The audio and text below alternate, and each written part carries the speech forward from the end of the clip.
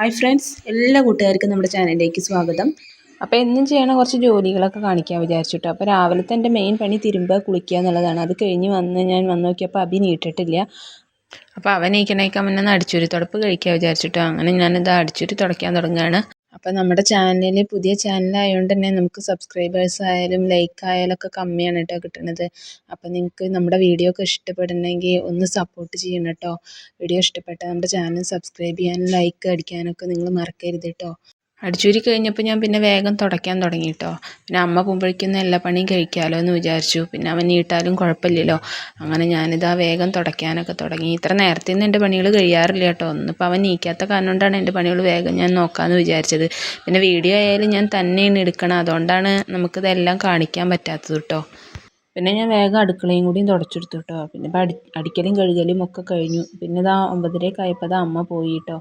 അമ്മ പോയി വന്നപ്പോഴേക്കും അവൻ നീട്ടിറക്കുന്നു കേട്ടോ. അപ്പോൾ ഇത്രയേ ഉള്ളൂ, ബൈ.